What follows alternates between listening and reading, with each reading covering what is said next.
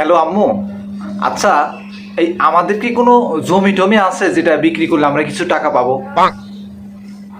নাই।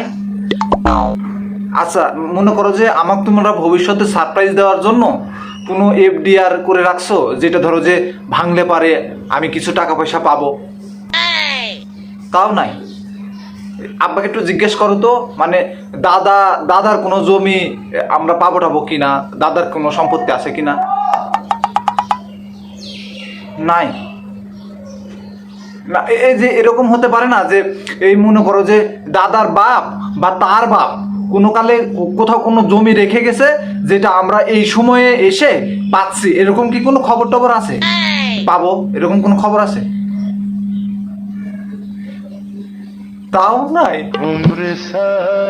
আমি আর পারতেছি না বা, এই সকাল থেকে সন্ধ্যা পর্যন্ত কাজ আমার আর ভাল লাগে না বা।